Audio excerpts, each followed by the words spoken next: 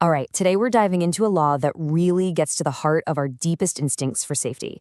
It's Law 18, and it comes with a pretty stark warning. Do not build fortresses to protect yourself because isolation itself is incredibly dangerous. And right here, this is the central paradox, isn't it? When we feel threatened, our gut, our instinct tells us to pull back, to build walls. But this law argues that the very fortress we build to keep danger out also walls us in.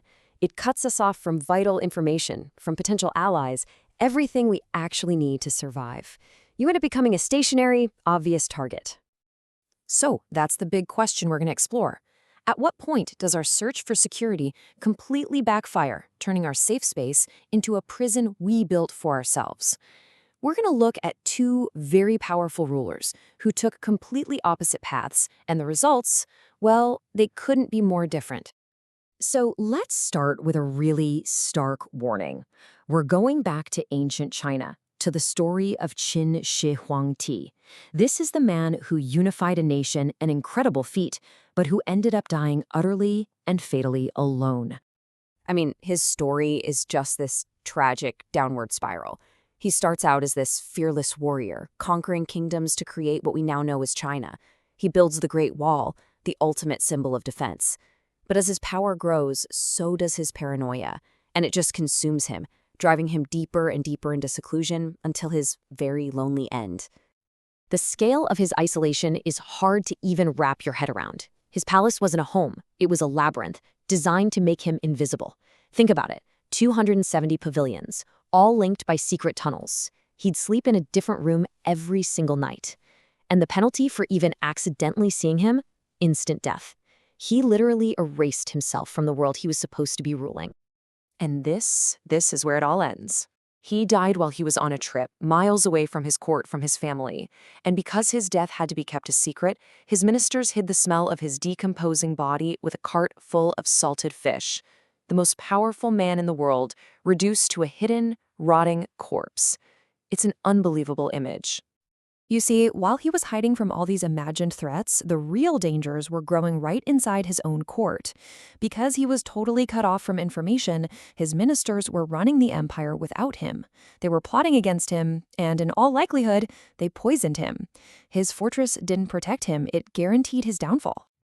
Okay, so now let's flip the script completely. Let's look at a powerful counterexample.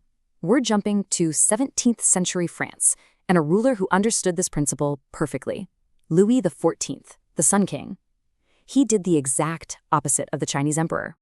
His masterpiece, the Palace of Versailles, wasn't a fortress to hide in. It was a gigantic open stage. It was a finely tuned instrument of power, meticulously designed to do one thing: force everyone into his orbit and keep him at the absolute center of all activity, all information, all the time. The way he socially engineered this was just genius. First, his bedroom was the literal, physical center of the entire palace. All the important nobles were required to live there with him and apartments surrounding his. His daily routines, like waking up and getting dressed, which was called the lever, were public ceremonies. Over 100 people would attend. In Versailles, privacy was impossible, even for the king himself. And this quote right here, it reveals the sheer power of his system. If you wanted anything, a promotion, a favor, anything, you had to be seen by the king. If you were away from court too long, you just faded into obscurity. The absolute worst thing Louis could say about someone was, "I do not know him." That was basically a political death sentence. So let's just put them side by side. The difference is night and day. Where Emperor Qin cut himself off from information, Louis centralized it all around himself. Where the emperor was hidden, Louis was totally visible. The emperor lost all control to his ministers, Louis maintained absolute control. And the result? For one, chaos and assassination. For the other, 50 years of relative peace and stability. Okay, so what's the big takeaway here? What's the actual principle behind this law? Let's break down the practical lessons from these two incredible stories. Why is circulation, the total opposite of isolation, so vital? Well, first, let's look at the dangers. As we saw with the emperor, isolation starves you of information. It makes you an easy target because everyone knows where you are, but you have no idea what they're doing. You lose all sense of proportion. And this is where paranoia takes root. When you're cut off from new input, your mind starts to feed on itself. Old fears get magnified, It's a dangerous feedback loop that almost always ends in defeat. But on the flip side, look at the benefits of constant circulation. It keeps you plugged into reality. You're gathering intelligence, you're finding and strengthening allies, you can spot trends and troubles before they blow up. You become a moving target, so much harder to pin down. And crucially, you stay socially flexible and adaptable. And listen, this isn't just about a couple of kings from history. The Roman statesman Cicero, he came from the lower nobility. He rose to the top by knowing everyone and understanding the entire web of connections in Rome. Or look at the French diplomat Talleyrand. He was a high aristocrat, but he survived multiple bloody revolutions because he always kept his ear to the street, even getting information from criminals. And you know what? This principle goes way beyond just power and politics. It's just as deadly for creativity. There's a famous story about the Renaissance painter Pontormo. He sealed himself off for 11 years to create his masterpiece. And the result? It was a disaster. It was a work that had totally lost its sense of proportion, obsessed with tiny details while completely missing the bigger picture. His isolation literally killed his art. So how do we actually use this in our own lives? I mean, we're not building palaces, but we are constantly making choices about how open or how closed we are to the world around us. Even Machiavelli, the ultimate strategist, said it best.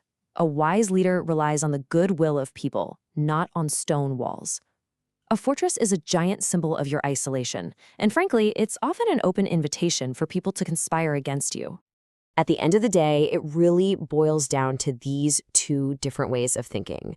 You have the fortress mindset, which tells you to retreat, close ranks, and rely on an ever-shrinking circle of people.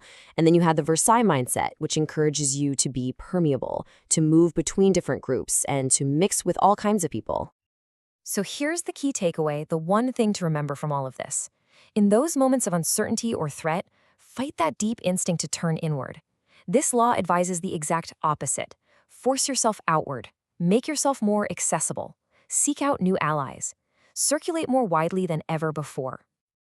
And that leaves us with one final question for you to think about. In your own life, in your career, in your relationships, are you building a fortress that cuts you off from the world? Or are you building a court that places you right at its very center?